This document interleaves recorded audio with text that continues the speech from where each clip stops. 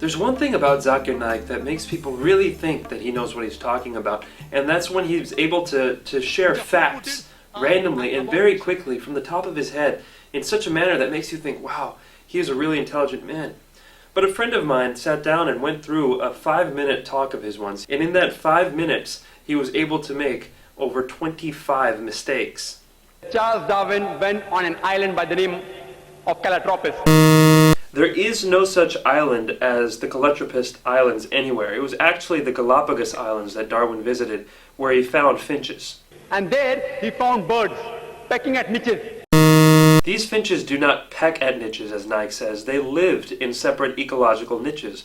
Depending upon the ecological niches they pecked, the beak kept on becoming long and short. The differences Darwin observed between these finches were far more than simply beak length.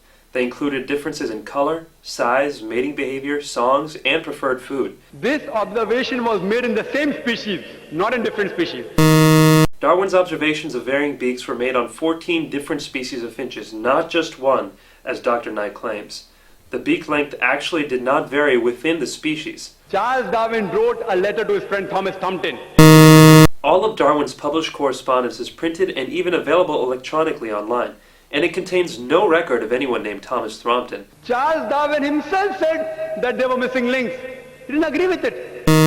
Darwin admitted that there were missing links, but that does not mean he disagreed with his own theory. He simply predicted where the missing links would be found. The reason is because that if you analyze the church was against science previously. The church was never against science. Almost all the great European scientists of Galileo's time, including Galileo, were devout Christians. People like Newton, Copernicus, Kepler, Boyle, Linnaeus, Pascal were all committed believers in the Bible. And you know the incidents that they sentenced Galileo to death. Galileo, a devout Catholic, was never sentenced to death. He was sentenced to life imprisonment on June 22, 1633, and then that sentence was commuted to house arrest. He died more than 8 years later on the evening of January 8, 1642, of old age.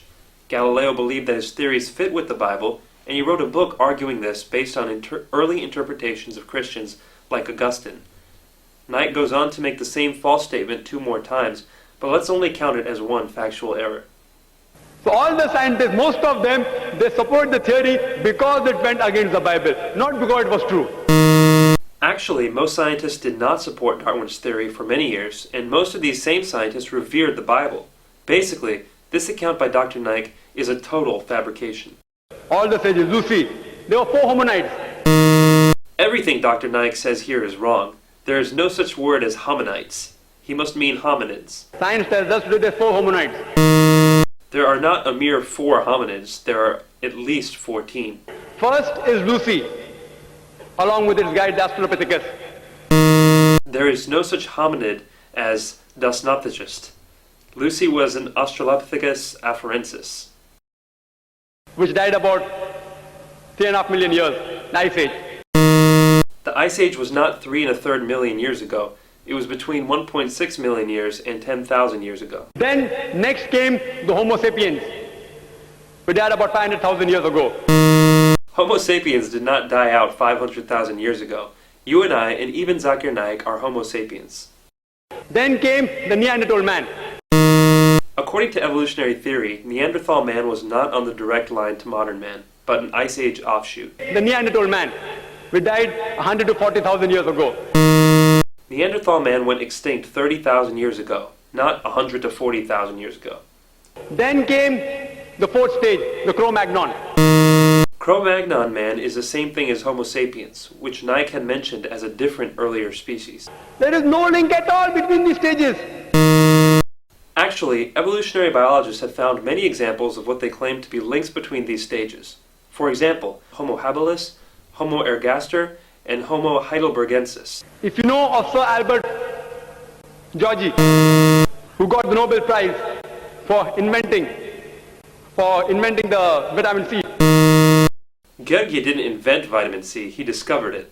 Vitamin C is a naturally occurring substance that doesn't need to be invented.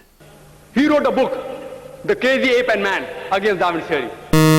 Albert said Georgi's book was not called The Crazy Ape and Man, but simply The Crazy Ape, and it was not a refutation of evolution, but a sociological commentary. If you know about Rupert Stalbert, this person wrote a new theory of evolution against Darwin's theory. Who is Rupert Stalbert? I can find no trace of anybody with that name. From the apes. If you know of Sir Frank Salisbury, he was a biologist. Naik quotes one unknown person after another. Who is Sir Frank Salisbury? Again, vigorous searching can find no trace of anybody with that name. But to give Naik the benefit of the doubt, this will not be counted as a factual error. If you know about Whitemeat, Sir Whitemeat.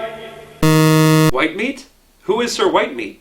For the fourth time, no trace can be found of anybody with this name. At lower levels, an amoeba, at lower species level, amoeba can change to paramecia. There is no such thing as paramecia.